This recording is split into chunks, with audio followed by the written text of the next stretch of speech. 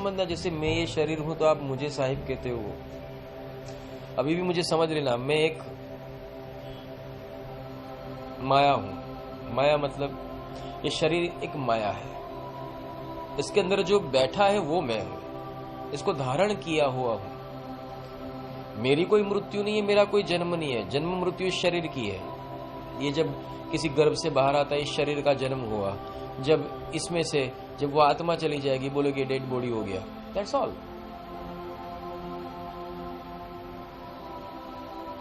जन्म और मृत्यु तो उसकी होती है जो जीवात्मा होते हैं। तुम आत्मा हो, तुम परमात्मा हो, तुम्हारे जन्म मृत्यु का।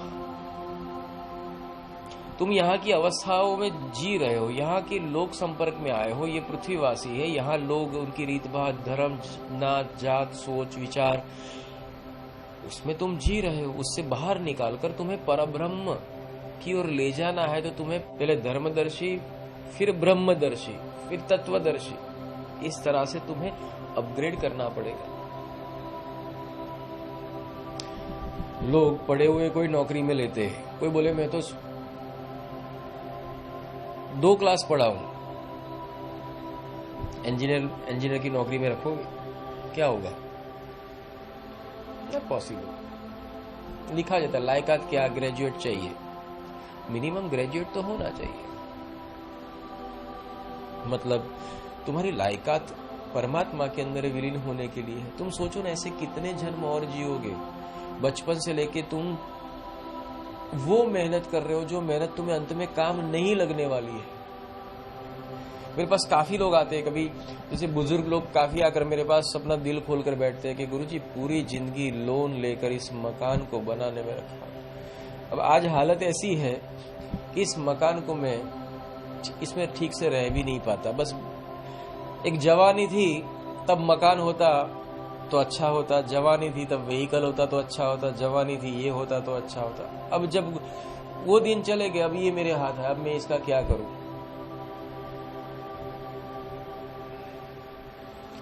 एक बंदा मुझे कल मिला था, मुझे कह रहा था कि जब मैं बॉडी बिल्डिंग करता था मेरे पास खाने के पैसे नहीं थे, और आज पैसे है, मेरा बॉडी खलास हो चुका है।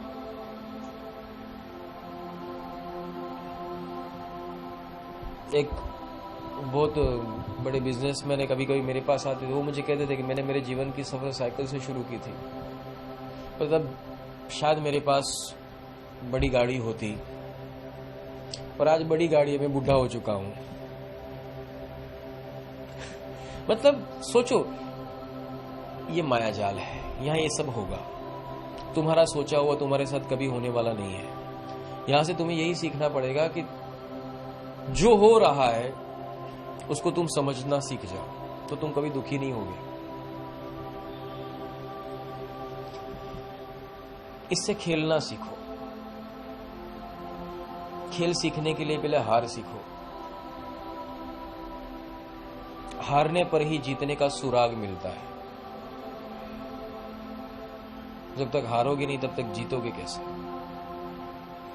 और बिना हारे जो जीत मिल जाती है वो कोई व्यक्ति ज्यादातर टिका नहीं सकता। ये ब्रह्मांड के अंदर तुम एक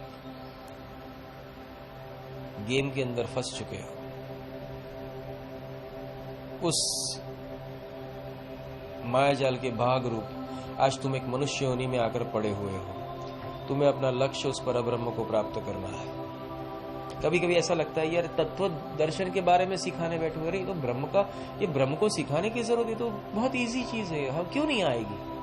पर मनुष्य को सिखाना पड़ता है, तत्व दर्शन के बारे में सिखाना पड़ता है।